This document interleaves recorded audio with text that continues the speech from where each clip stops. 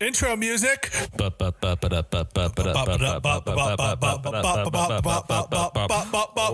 narration. Doctor! My name is James, My name is Joey. and this is the Brothers Padre. James. We practiced this, I swear, we practiced this. Oh, okay. Welcome to the recap episode of the week of April 23rd. Joey, what happened? James, exciting baseball, James. The Padres went up to Chavez Ravine for the first set of 4 games in the 6-game set past week. And let's just jump right into it, James. The Los Angeles Dodgers versus the San Diego Padres. Friday, April 23rd. Thursday, April 22nd. Oh. Close. You were so confident that I was going to let you slide, but Oh, man. It's been a tiring week, ladies and gentlemen. the San Diego Padres present themselves to the Dodgers on Thursday, April 22nd. Sounds dirty. Our son, Ryan Weathers, pitches, of course. An absolute gem. He did Brothers Padre proud, and he should be very happy with The Padres his performance. win 3-2 versus the Los Angeles Dodgers. The Padres had 3 runs, 7 hits on no errors, and 2 runs on 6 hits on no errors for the Los Angeles Dodgers. Like we said earlier, James, Ryan Weathers was the story of this game. Allowed 1 hit, walked 1, hit a batter, and struck out 6. That, my friends, will play against the preeminent World Series champions, the Los Angeles Dodgers. Kind of was a predicate of what the whole series was. It was. It What? was a great start of a 4-game series. We went up there with something to prove.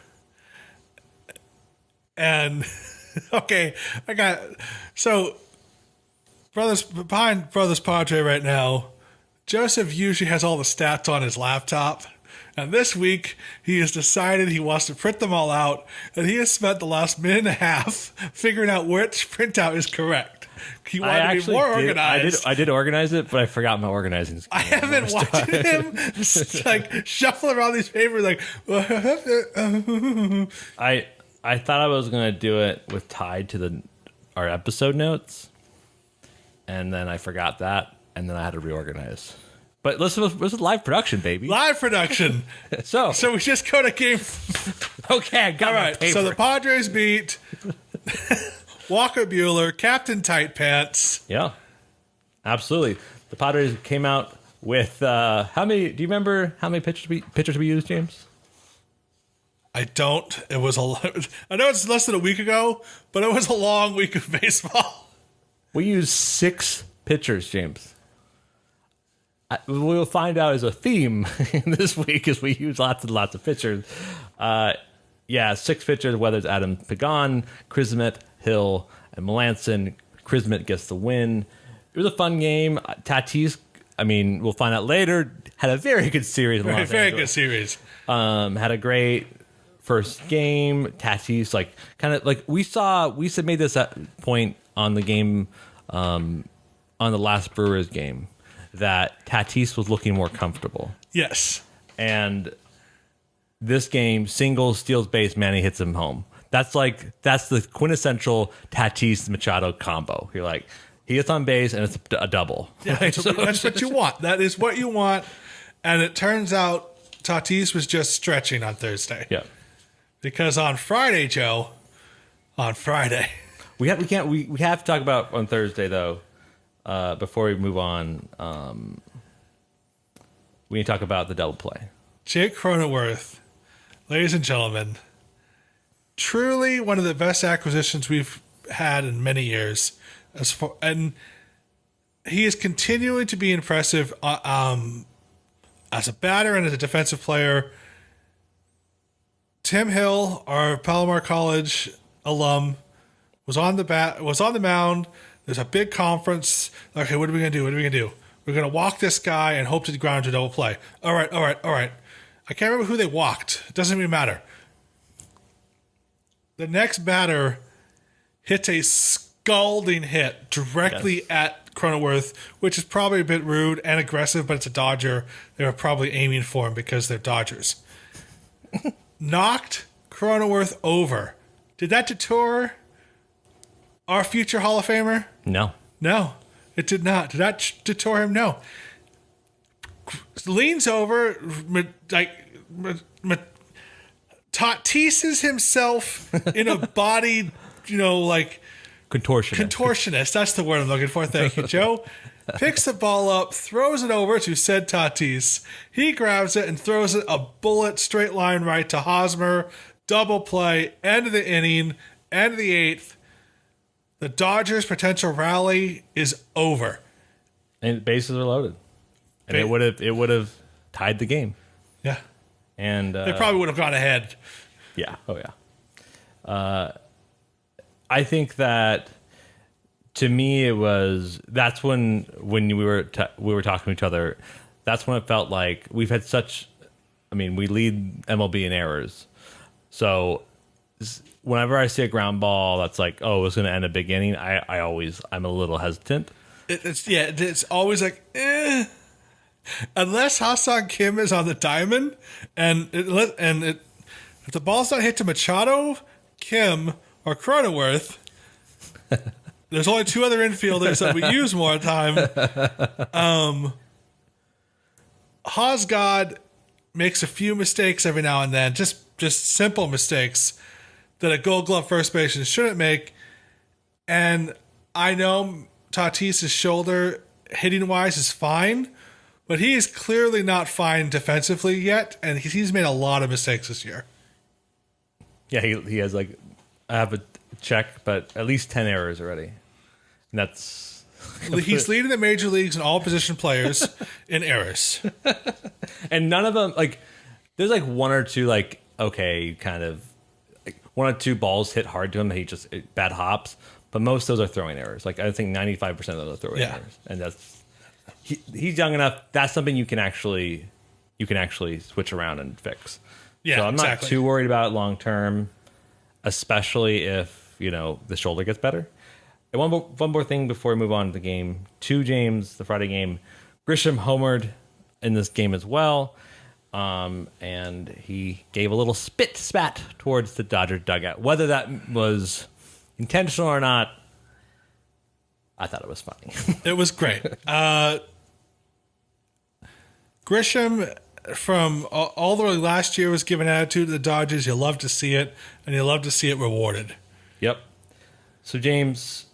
Now can we talk about Friday? Now we can talk about Game 2. Friday, April 23rd, the Los Angeles Dodgers versus San Diego Padres. Clayton Kershaw was on the mound for the Dodgers. King of the whiners, as we have discussed previously. The man... is an incredible pitcher, but can't seem to not whine about everything. Against Hugh Darvish. We love you. We love you, Hugh. And the Padres defeated the Los Angeles Dodgers 6-1 with 8 hits and no errors. Los Angeles Dodgers had 1 run, 4 hits, and 2 errors, James. It was a fun one. James, what was the most fun thing that you're itching to tell our loyal fans about? Well, Cronenworth made a routine ground ball. Machado got a single. Oh, yeah, Tatis hit 2 home runs. Just, not only did he hit 2 home runs, ladies and gentlemen, this was April 23rd. That's why on April 23rd. Tatis wears the number 23. I don't know if you knew that, Joe. I did actually know that. And you don't know his father's number, too, was 23. Did you know that? He had a father? He had a father. Weird. And did you know 22 years ago, which would have been if it happens next year where it had been 23rd anniversary, it would have been even more coincidental. But 22 years ago, Tatis Sr. made baseball history by hitting 2 grand slams in the same inning against then Dodgers ace Chan Ho Park. And this, on the anniversary of said greatest moment in the Tatis family so far, Tatis answers with 2 of his own home runs. Not grand slams, but 2 home runs off against, I know people think he's the best pitcher of all time, but let's not get ahead of ourselves. He's the best pitcher of our generation, probably the past 10 years. I just wish he wasn't a whiner. That is fair, James. One quick aside: I once went to a baseball game in Japan, and I was sat next to a very friendly South Korean gentleman. This is a great story. And this guy and him were talking about South Korean baseball players. And he said, oh, yeah, I remember 23 years ago, well, at this point, 22 years ago, I was so excited to show my fellow American coworkers one of my countrymen play American baseball. So he bought, I think he said 6 of his coworkers tickets, like nice tickets to Los Angeles. He's a engineer. He wants to, really schmooze and be like, my countrymen isn't great at baseball. So he brings them to April 23rd, 2000. It was 1999. I can't remember. And he's like, I can't wait to showcase Chan-Ho Park, this great pitcher. And what happens? Fernando Tatis Sr. hits 2 grand slams off him in one inning, and he was like, I don't know why I did that. And he just felt so defeated. He's like, I paid all this money to impress my friends, and South Korea was just, oh man, that's great. That's by far the best story I've ever heard of being in, like, so excited. I'm going to show off this guy. It's like, what's the worst outing you can possibly go to? The only other thing that could be worse that's happened this week in baseball is if you were the parents of that kid that hit Bryce Harper in the face. Oh my God. Like, we're going to watch Junior pitch for the first time, and first pitch is right in Harper's face. Like, that's right. Oh, yeah. Other than that, this guy has one of the best stories in being a live game I've ever heard. He, well, not him. Mr. Tommy Pham for Game 2 also had a clutch outfield assist double play. We give Tommy Pham lots and lots of, I'm going to say grief, but we're worried about him. We are definitely worried about Tommy. But he had a nice outfield assist steal double play. So he dove at a ball Mookie Betts hit, and then got up and threw out Kershaw at first base, which also Kershaw got mad about because he said the umpire didn't call him out soon enough. Whatever. We doubled him up. Which was that particular play was just a bit of revenge against Mookie Betts. Oh yeah. Yeah, you could tell by Pham's face when he got up. He's like, and made that play. He's like, yeah, that's right. That's right. That's right. How does it feel? How's it feel, Betts? Yeah. Also, Fernando Tatis Jr., those 2 home runs were the 2 hardest hit home runs of his career, which 2 of the hardest hit balls in Major League Baseball history. Yeah, it was a great game. Yu Darvish was a little bit wild, but he's a big league pitcher, James. He worked around it. He don't need he can be wild, but he can be effectively wild, He did a good job. Shall we move on to Saturday game, James? Saturday's game? Saturday, April 24th, in the year of our Lord, 2021. Against the biggest internet troll currently in existence. Trevor Bauer. Yeah. Dodgers beat the Padres 5-4. The Padres had 4 runs on 8 hits on 2 errors. And the Dodgers had 5 runs on 12 hits on 1 error, James. James, what happened in Game 3? Is it anything like Game 2? Well, ladies and gentlemen, if you have not listened to our other episode we released this week about controversies in baseball, let me just sum it up for you. Fernando Tatis Jr. is the face of baseball. Bauer, who thinks he's all that in a bag of chips, had his chips thrown back in his face. Hard. Yeah, he ended up winning the game, but Tatis Jr. took him deep twice. And the second time, the ball was a good 5 inches off the plate. It's his strikeout pitch. Absolutely absurd. Tatis went out and took it and went, oh, this is your best pitch? Well, I'm the face of baseball. Boink. Have fun with your blog. And he ran around the bases. It was awesome. And on top of all that, because Bauer is a troll, during spring training, Bauer struck out a couple Padres and he pointed his eye because he had his eye closed. Like, I do it with my eyes closed. Do it with my eyes, one eye open, on Tatis's first home run. As he's rounding first, he looks back at the Padres dugout and covered one eye. Like, hey, I did it with one eye. I beat him with one eye. It was a beautiful troll. And here's the thing about Tatis Jr., which makes him a saint of a man. He didn't do that to the Dodgers. He was doing it to his fellow Padres to fire them up. Right. Like, look what we're doing. He's a showboater, but he does it to fire his own team up. Right. That's what makes him a great man. He doesn't showboat for himself. He showboats for his team, Bauer. And he runs around base in his second hit home run. Bauer, who is, again, a troll, likes to mock Colin McGregor every once in a while, which I think is stupid. Colin McGregor can kick your ass. And does Colin McGregor's millionaire strut every once in a while. Thinks he can, has anything related whatsoever to that god of a human being fighter. Yeah. And so what does Tatis do to do his second home run after he's finished rounding the bases? He does a McGregor strut, and he totally makes it look weak as Bauer does. It was great. It was just great. This is probably the most entertaining based Padre game, even though we lost. It was. And here's an interesting. A week ago, we played the Dodgers. We played 3 games. Yeah. We lost to Walker Buehler and Clayton Kershaw, and we beat Trevor Bauer. Right. This week, we beat their other 3, and we lost to Trevor Bauer. So baseball balances itself out, but we won more games, so who cares?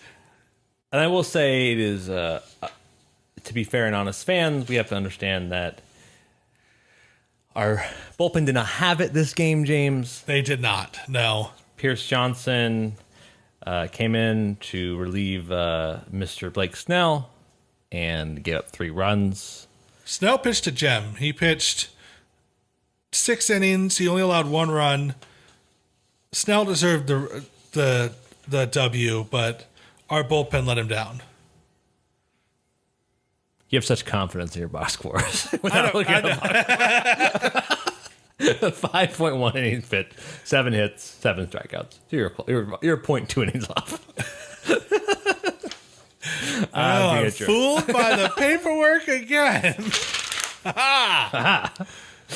Pierce Johnson allows 3 in runs, not great. So Tim Hill comes in, and then it was, I think, might be a little bit of a theme, a little bit of Padre criticism that we might have, is that newbie Aaron Northcraft came in at the end in a very close ball game.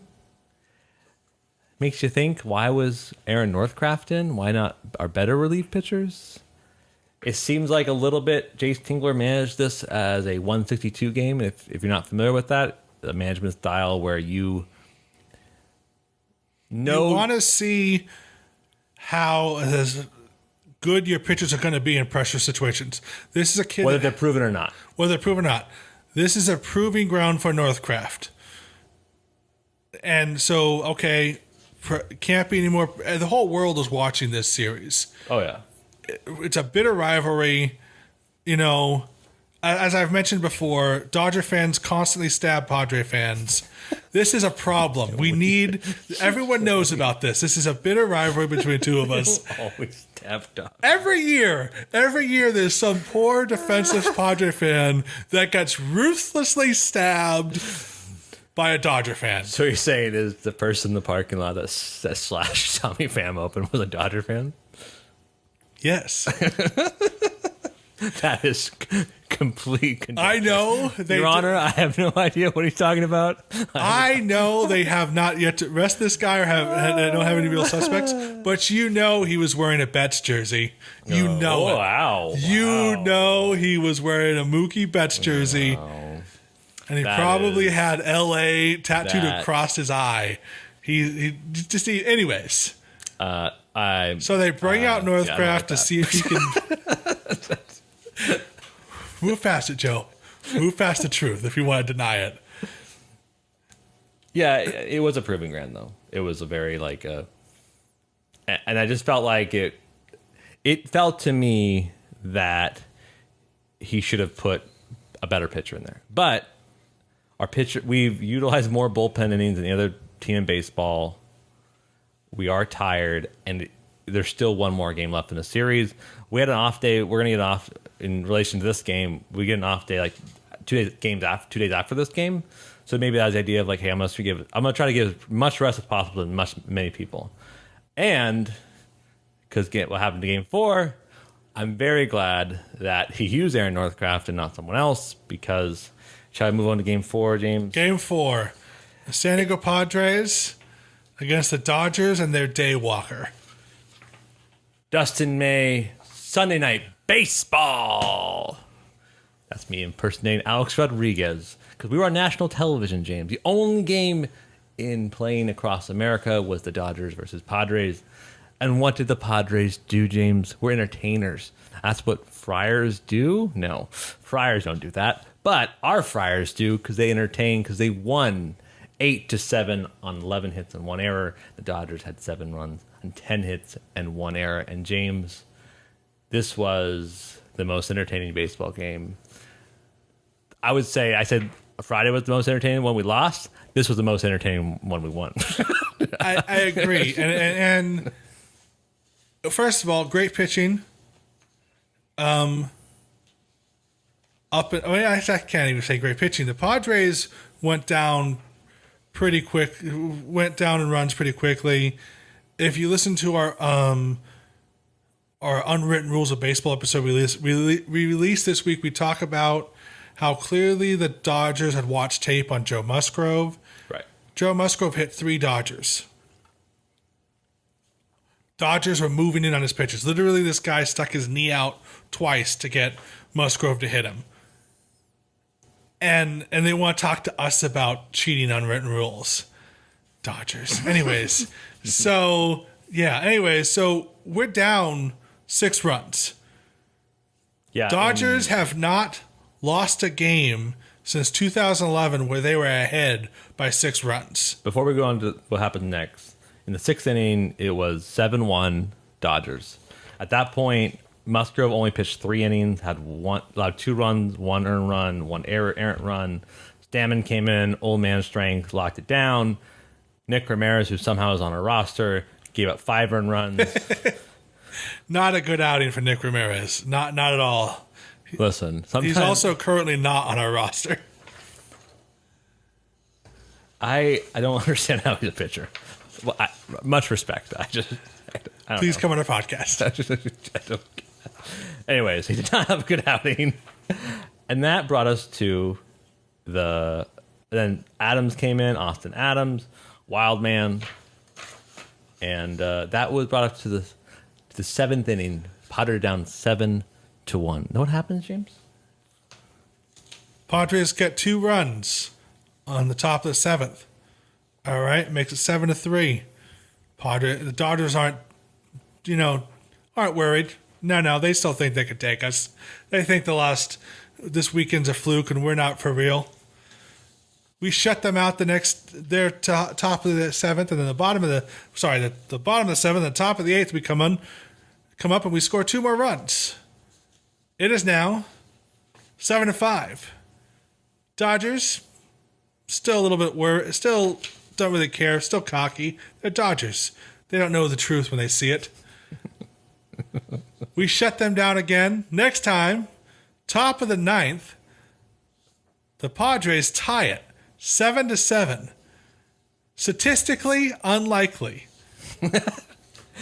James, are you familiar with the stat win probability? No, but you're going to explain it to the ladies and gentlemen, aren't you? Basically, it runs a score through the entire length of human history of baseball. So in the 6th inning, the Dodgers are up 7-1. And they say, hey, based on the probability of all these players and all these times and all where they are, we predict that the Dodgers will win with a 98.9% certainty. The Padres had a 1.1% chance of winning. So you're telling me there's a chance? There's a chance. That's what the Padres sort of went, yeah, so there's a chance, right? The Dodgers like, no, there is a chance. No. There's a chance. And man, we tied it up, went into extras. we get to see basically our whole bullpen again. Our entire bullpen. Our entire bullpen. March them all out. Come on. Get your inning in. Come on. You remember who got the win, James? I can't remember who got the win. The same guy who induced a double play. Same guy that strikes out DJ Peters with the bases loaded. Oh, that's right. The pride of Palomar College. Yes. Please come on our podcast. Listen, after this game, he's Timothy Mountain. No more Tim Hill. Padres gonna run in. I don't want to laugh at that. That's so stupid.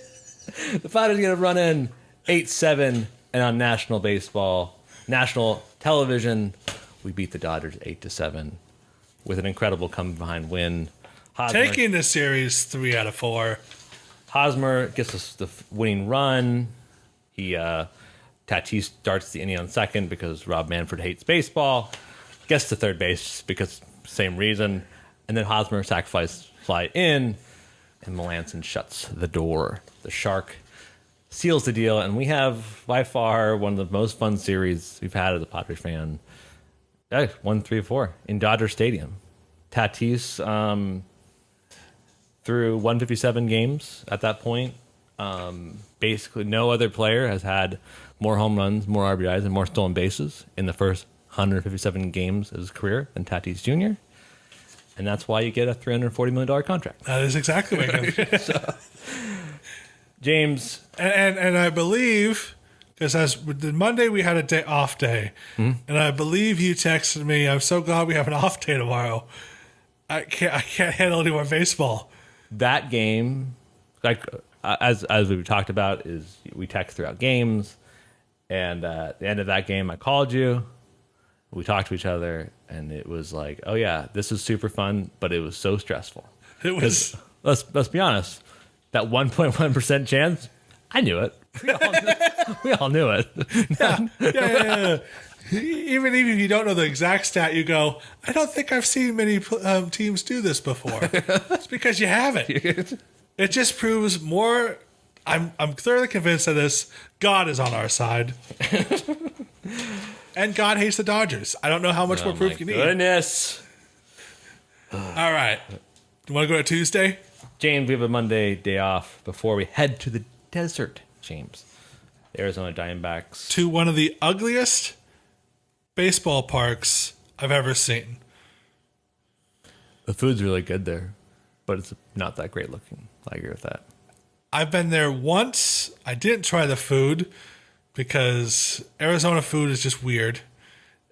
too many scorpions. They put scorpions in everything. I think you really hate everyone that's not San Diego, which I get, but I'm just saying. That's not true. That's not true at all. Diamondbacks beat the Padres 5-1 on Tuesday. That's why I don't want to talk about it. I don't want to talk about what actually happened on the dime in that game because it felt like all the good deeds we had done over the weekend was just forgotten.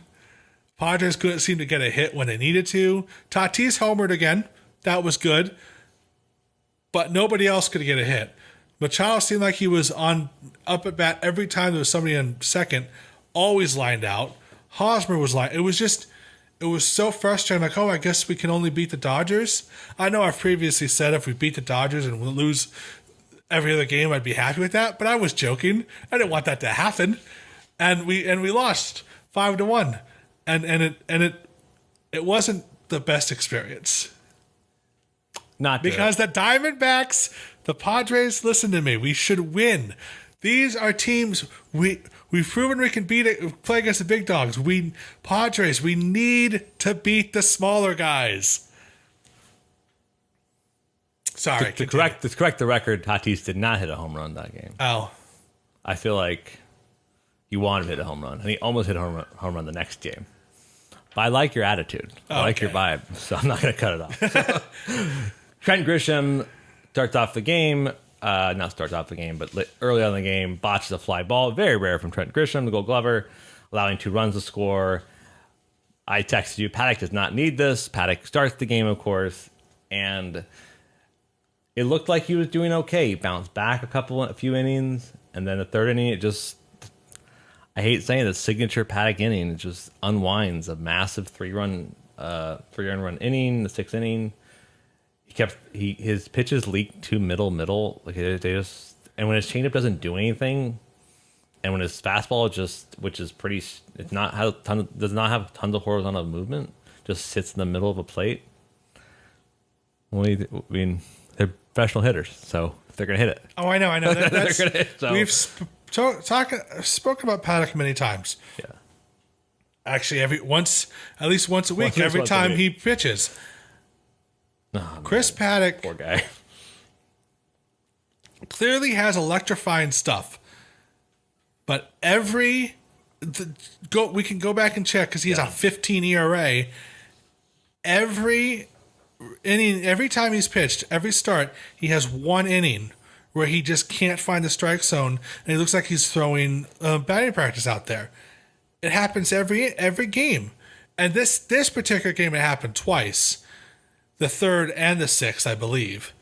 So this game, the second, that was the 3rd out that Trent Grisham dropped. Yeah, I know. So that was the second. It was the 2nd and the 6th. He allowed 3 runs. I was close. What do you want from me? You have the papers in front of you. I just like it when you act so confident without the box score. It's not about the it's confidence people want, not accuracy. Yeah, it's every time it happens with him. And it's just weird. It's just weird because it's weird. And this we'll segue into the next game with Ryan Weathers, because you see Weathers, and Weathers kind of a similar profile, which is he's a predominantly 2-pitch pitcher. But the difference is that Weathers digs down deep, and like that adversity he does better at, and also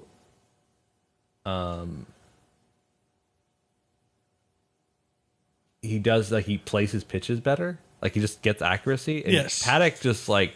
Paddock when he misses, it's so bad. It's such bad misses. And the difference is, and we've brought this up before, about the difference between a good pitcher and a great pitcher is a great pitcher when they don't have dominant stuff, and they know they don't have dominant stuff, they go back to what they know is reliable. They'll pitch around their inadequacies and get outs.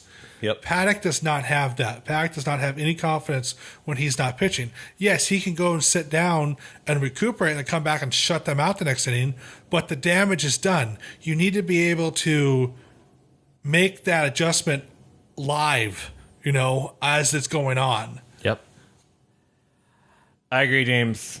Wasn't a great outing. Wasn't great. Wasn't a great outing, and the next game it started where you thought it was going to be the same thing. Yeah. Wednesday, the San Diego Padres faced Arizona Diamondbacks. Ryan Weathers came out. Our son throws 2 pitches below velocity, the first 2 pitches of the game. The training staff and Tingler come out. That's never a good sign. Especially no, they all run out, and everyone's like, "What's?" And then the Padres just have a tendency. We've seen it so many times the last year. The training staff runs out like, no, not Weathers. Get back. Get back. In there. No, like, let his arm blow up. So he gets pulled after the first inning. But this is what I'm talking about. Yeah. He clearly did not have his stuff, but he threw off-speed stuff he knew that was going to work. Right. And he ended up. The Diamondbacks they scored one. Yeah. No, they scored all. Yeah. So he was able to make a thing, and Joey will tell you what he had because he got pulled. The Padres had left arm soreness, and what Tingler described it as was kind of dead arm and fatigue, which is not ligament damage. So they're happy about that. It's not like Tommy John or ligament. So it's just like his arm is tired. So he had the same issue in low A or high. I can't remember, one of the A's. He had dead arm for 3, and he got shut down for 3 weeks, and it was fine after that. So arm just got tired, dude. He needs a nap. I don't understand it. We're not doctors, as previously disclosed. We are not medical professionals. We are not medical professionals. No. And we've texted back and forth this question. Is there something wrong with the strength and conditioning coaches, or something the way the Padres are training their pitchers? Because how many more pitchers do we have to go have bad arms? We have so many pitchers on the injured list right now. We've had so many pitchers go out for Tommy John. What are we doing differently than other teams? It's starting to, and now that they're affecting my son, Ryan Weathers is a beautiful boy, and I want him to be our Kershaw for the next, 15 years. I want answers, San Diego Padres. Please email us. What are you doing? What are you doing to our pitchers, San Diego? Mike Clevenger, Dinelson Lamet, Ryan Weathers, Adrian Morejon, Matt Strom, Michelle Baez, Jose Castillo, Kiana Kella, Taylor Williams, Trey Wigginter, and Dan Altavilla are all either on the injured list or injured day to day. Yeah, that's too many pitchers. There's too many pitchers. That's you would say that's almost all of our pitchers. Things look dark, James. Things look dark, and like the Padres will never be able to bounce back. But the San Diego Padres beat the Arizona Diamondbacks 12-3 because. So what do we know? What do we know? It was so just uplifting to watch us. The Padres haven't had a massively big inning all year, and we know we're capable of it. We almost hear like the Hallelujah chorus in the background every time the Padres score another run. Hallelujah, hallelujah. It was great. We kept that. It was good, 12-3. How can you not like that result? The Padres opened the fifth inning with 6 straight singles. That will play. Manny Machado then decided to ruin the single parade by hitting a triple, clearing the bases. So at that point, it was 6-2. At that point, as an interesting side note, Tommy Pham also got a pinch hit single. But his legs are still bad, so he can't run very well. So who pinch runs for him? Our greatest utility man, Joe. Joe Musgrove, yeah. So didn't need to do anything because it was just a triple. So I just walked home, but it was still cool. It was still fun watching him jog into the dugout and people high-fiving him like he actually did something other than jog. It was pretty awesome. Ha-Sung Kim had a nice game. I feel like he looked very pleased, got real at bats. As an interesting side note, the pitcher for the Diamondbacks, Smith, by the time we didn't. The game plan very obviously was this pitcher does not have deceptive stuff, so just swing at everything. Oh yeah. Just swing at everything. He just usually the Padres are very patient. Yes. We let them make the mistakes. Yeah. Hit foul ball, make the pitch count up. This kid, no, swing at the first pitch because it's gonna be right down the middle. Smith pitched. Let me see here as I look at the copious notes. 4 innings pitched and 46 pitches. Yeah. and for those of you that aren't following why this is funny, typically if the Padres knock out a pitcher in the 4th inning, it's because they're at pitch 90. Yeah. It's because opposing teams hate playing the Padres because we will make their pitching staff work. Yeah. They've mentioned it before. You watch press conferences of, we left the San Diego, our pitching staff is beat up because the Padres just make them work harder and harder. But this kid clearly didn't have it. It was good to see the Padres finally start swinging the bats. Ha-Sung Kim clearly catching up with big league pitches. He clearly has talent. This guy is definitely talented. We brought out the whole carousel of bullpen because we need all 9 innings covered by the bullpen again. The sixth time this season where the bullpen has had to help cover 7 innings plus, which is too many times. Yeah. Which is why we didn't go far in the playoffs because it's not actually a winning strategy. No. Also could be one of the reasons why we have so many hurt arms. But let's get Jake Cronenworth was slumping, so he just needs 6 innings off, dude. Yeah. They just pitch hit home run. They just need exactly. So, Austin Nola made an appearance, and then he subbed in the 9th, play second because that's defensive versatility. Yes. Will Myers was going to have the night off. But let's He hit an RBI single. RBI single. It was everybody got in on the hit parade and scoring runs. Jorge Mateo, known power hitter. Jorge Mateo. First home run of his career. Yes, and it was awesome. I am continually impressed with Manny Machado and just how he's leading. He's clearly the leader of that dugout on that team. He's a team leader. Machado's a star and the leader. Clearly, Tatis is the biggest star and cheerleader, but Machado is the leader. He clearly is, because he's the one that always leads the cheering, making sure everyone feels pumped up. He's always the one high-fiving when we do a good job. For those of you who haven't been paying attention, there's been 2 Padres this year now that have had their first career ever home runs. Yeah. First was Ha-Seong Kim, and now it's Jorge Mateo. And both times they round the bases, they come home, and what does the whole team do? They ghost him. They act like he did nothing at all.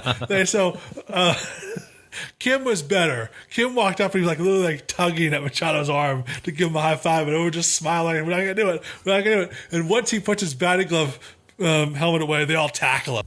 Did the exact same thing to Jorge Mateo yesterday. It was awesome. He came all the way down. He walked right up to Machado. And it was great. Machado is clearly the leader of the team. He's worth every penny. James, we finished the week 4-2. That's pretty good. Good for a 66.7 winning percentage. That's pretty good. It is pretty good. We could do those. better. We could do better, but I'll take a 4-2 week any week. That you do 4-2, that's a 100-game win season. Yeah, you'll take that. You'll take that. It was a fun week in baseball. I was a little worried that we were going to get swept by the Diamondbacks. That would have made me pretty annoyed, because the whole thing when you said that we can't win, we have to win against not as good teams. Exactly. We have to. And I think looking forward, James, we're facing our deepest rivals, of course, the Pittsburgh Pirates late next week, and then. Before then, though, we're facing the San Francisco Giants. Here's the thing: San Francisco's good. This is the first time we played them all year, right? Pirates? Giants. No, we played them the first weekend. Oh, that's right. We've lost 2 and 3. That's right. That's right. We have to take 2 out of 3 from the Giants. Oh yeah. The Giants are currently winning us in the standing of the National League West. As of 5 minutes ago, James, they're now the first in NL West. The Dodgers lost because they faced secret Padre double agent Eric Lauer, of course, in Milwaukee, and lost to Eric Lauer. Trevor Bauer got an L also. So right now, the San Francisco Giants are the first in our division. Number 2 is Los Angeles Dodgers. Number 3, us. I can't tell you the feeling of elation that just shot through my body that when Joey said, I know we're not number 1, but the fact that Dodgers are not number 1. Pretty fun feeling. It is pretty fun feeling. I'm getting tingly. It is funny. I hate the Giants, but there's a bit of me that's it'd just be hilarious. And this is stepping out, as a cosmic joke sort of thing. If the Giants win the division this year, it'd be what are we doing? Right. The Padres and Dodgers are oh, we're the big boys. The Giants are no. No. Welcome to the Bay. I don't think that's going to happen. But it's not going to happen. But I would love if the Dodgers finished 3rd this season. That would be great. But that's not going to happen. But yeah, so we're facing the Giants on Friday, Saturday, and Sunday, and then our dreaded enemy, the Pirates. I say that because, of course, the Pirates beat us. We split with the Pirates in Pittsburgh for some weird reason. So I don't think they're actually our rival, but it'd be very nice if we just shut them down. But 6 games, 3 against the Giants, and 3 against the Pirates.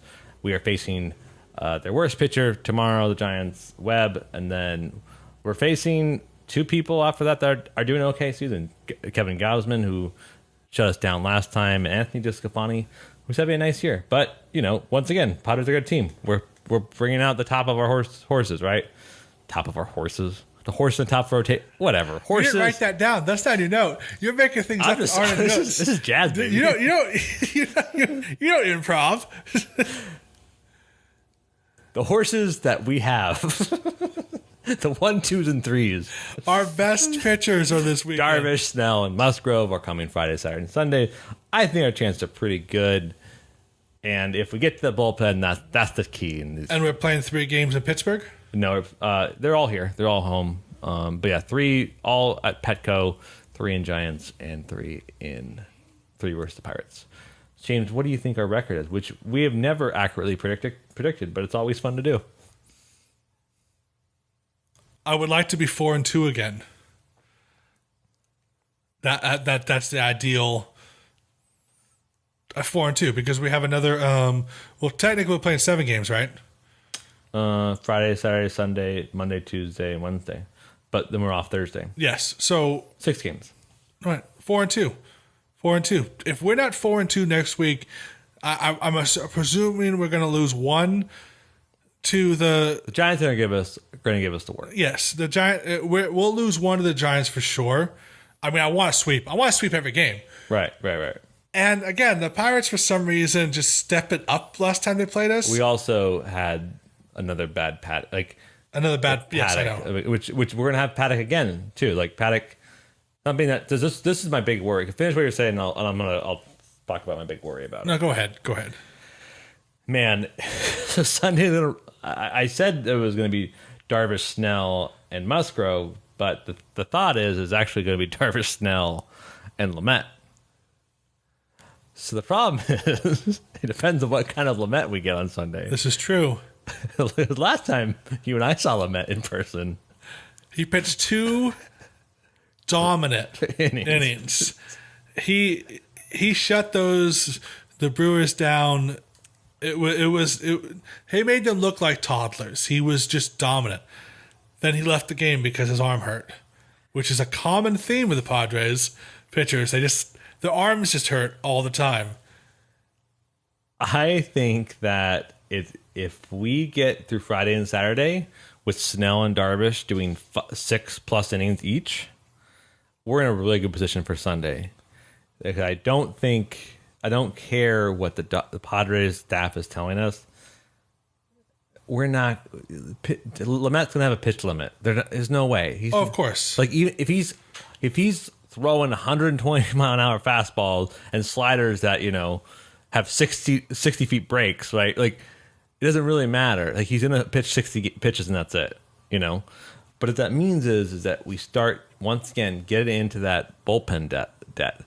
And if we're gonna bring out Paddock for the Pirates again, we have this. We're gonna run into the same issue, right? Because what this means is Musgrove's now 4 if Lamet's back, which I want Lamet to be back. Don't get me wrong, but Musgrove will have 1 of the Pirates game, and then and then Paddock and Weathers may not be back.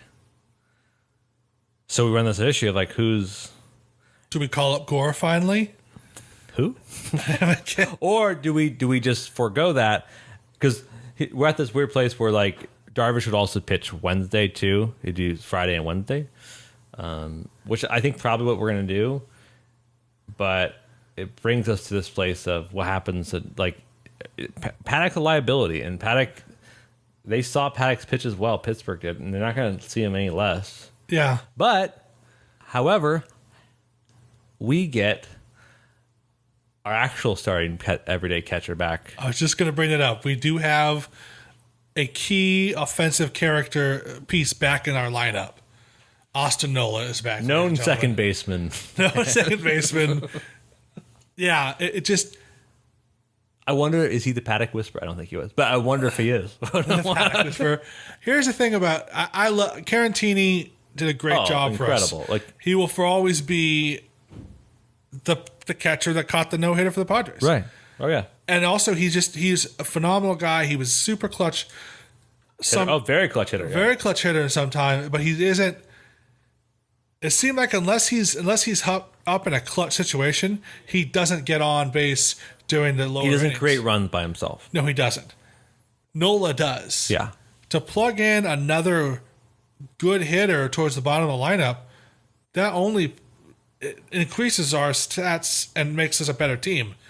It is going to be very refreshing to have a literal 1 through 8 good hitters. So I think we're 4-2 as well. I think we're gonna do that, but I think we're gonna see an ugly game or two. I think we're just gonna see. I don't know. I just At what point? Paddock didn't throw an ugly game, and I hate saying that. And I'm saying that not because I think that he has the ability not to throw it. We keep hoping that he'll make the turnaround. But with Weathers injured, you don't really have a choice. I know. And the thing is about Gore. The problem is he's still struggling with control issues, and there isn't really minor leagues happening. We're not going to call him up until he's actually pitched to non-Padres. I get it, but here's the thing.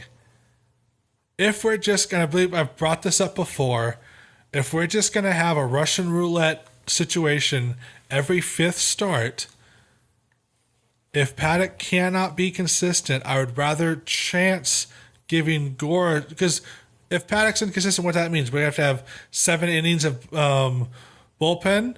If Gore pitches, what's going to happen? We have 7 innings of bullpen. We're no worse off.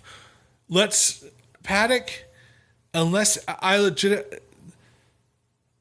said it before, but I think I really mean it this time. If Paddock cannot turn it around against the Pirates, one of the worst teams in baseball, and not shut them down this week, I cannot see him being a starter anymore.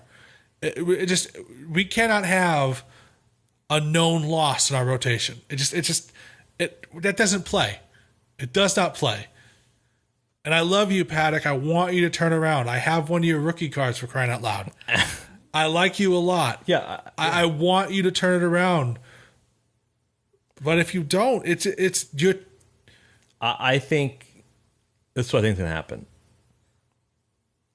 Austin Nola is going to catch Paddock. They're going to intentionally try to bring him out because he didn't do well with camp. He did better. Like, he's done better with Caratini, but he's still the same problem of leaking pitches. What I wonder is I do think it's, I don't know. I can't say it's his final chance because we have so many injuries, and if Lamet's not back, he's still around. Oh, I know. I just think that every outing he doesn't do well, it just makes him more easily replaceable. He may be around because he's a big league arm, but that doesn't mean a lot when you have. I mean, if think of it this way: if Morahone didn't go down, that's Morahone's spot. Oh, I know. Morahone takes that spot. Oh, yeah. Easy. There's no reason why you would keep Paddock in the rotation. I know they were talking about doing a 6-man rotation, but that's not going to happen. We can't have it. We don't have enough arms. We don't. No, that's not going to happen this year. It might if we trade for a few people, but as of right now, it's not going to happen because of all the injuries. Hey, crazier things have happened. Preller has shown a willingness, which might be probably our last topic before we end the show, has shown a willingness to shore up deficiencies in the roster. And there's a lot of teams willing to make deals this year. So I think there's two big. There's every good team will always want better pitching. That's just, and in our case, we definitely need something. So I wouldn't be surprised if we try to get a reliable 5th man, and or sign one of the 3 random free agent starting pitchers that haven't been signed yet. Mike Leake, Cole Hamels, and Anibal Sanchez. Are any of them good anymore? Not really, but they're more consistent than Paddock is. They can give you 5 to 6 innings sometimes, and when they get the bases loaded, they don't freak out, which is sometimes important. Yes, that's kind of it. When you need any neater, you don't care. So I could see us doing that, but the second we've talked about this a bit in reference to Tommy Pham, we do have a bat deficiency in outfield. Jurickson Profar is a fine utility bench person. That's what he does, right? He's ultra versatile, but he's not a power bat. Doesn't create runs by himself. No. And Tommy Pham is having one of the worst starts of his career, of his season. Yes. Like during Arizona when he got that RBI double, he looked more relieved than he looked so happy. He looked like he was about ready to cry. He was so emotional. I mean, yeah. He's not. I mean, I think that injury on the offseason actually affected him more than Thanks, Dodger fan. he wasn't a Dodger fan, but 100% Dodger fan. I guarantee you, Dodger fan. And so I think there's a possibility. And we've talked a little bit about this. I think that you could see us going after an outfielder.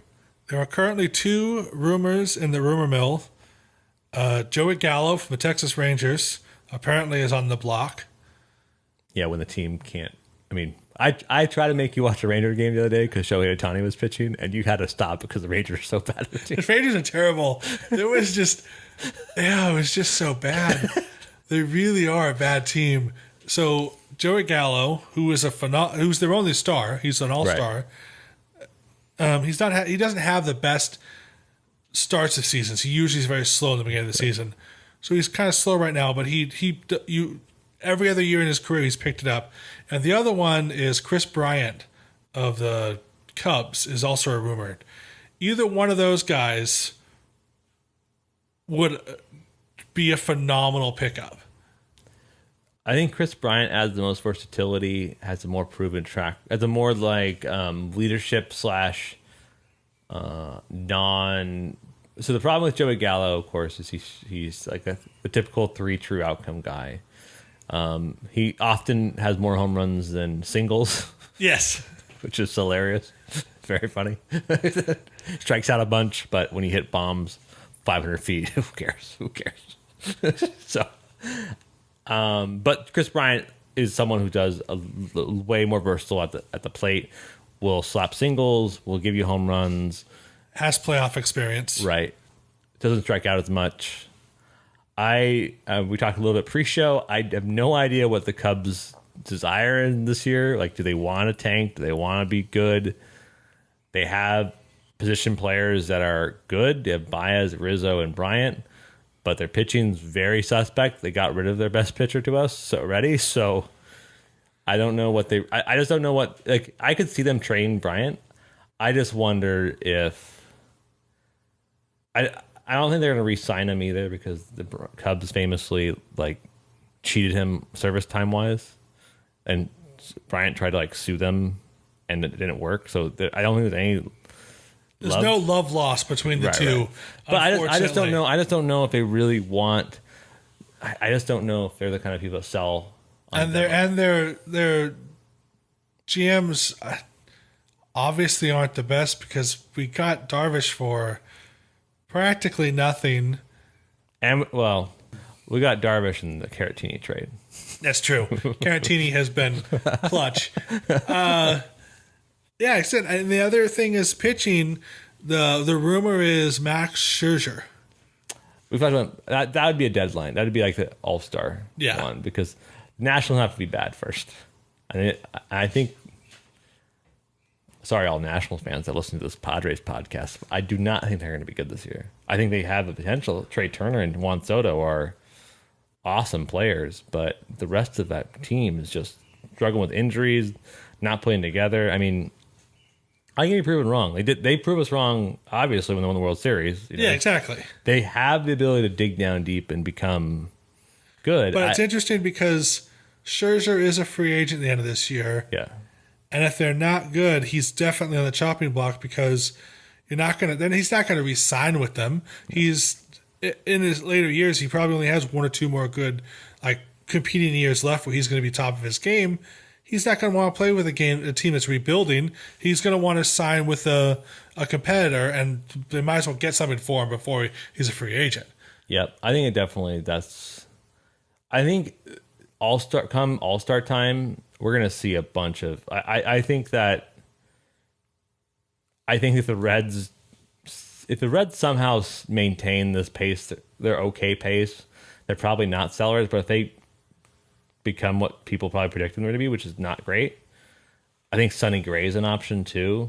Mm-hmm. I wouldn't mind Sonny Gray. Even Luis Castillo might be. Even Luis Castillo is still under control for a while. It just depends on what teams are bad. But I think if the Padres maintain what they're doing now, which is you have a ailing Tommy Pham, you have Profar who'd not fill in that gap. then and we have starting pitching woes like we do now, I think we do fill those gaps. I think it's definitely absolutely. And Preller's not afraid to trade people. No. And so we're definitely going to lose people this year. Yeah. To make our team better. Yeah. But that's in the future. And all that being said, we're still a great team, and we're going to do very well this next week. Yes, James, that is all. Thank you so much for listening to my paper noises. I will keeping the paper for next week, despite James's making fun of my paper. If he makes any more paper noise, I know you're irritated. I'm irritated by it. It's great. I don't have to load up a computer next to me. I can do that. Okay, James. Joey is against computers. He hates them. He's not a computer programmer. That's not what he does for a living. Nope, not at all. He's not a software engineer. Remember typewriters is his thing.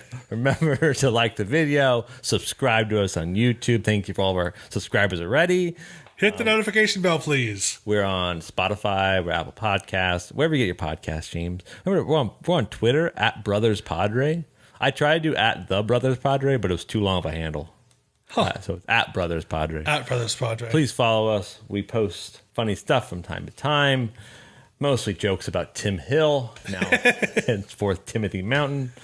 And we'll be here twice next week, Tuesday and Thursday. Anything else to say to the people, James? Go Padres. Go Padres. There it is! Ho-ho, doctor! You can hang a star on that, baby!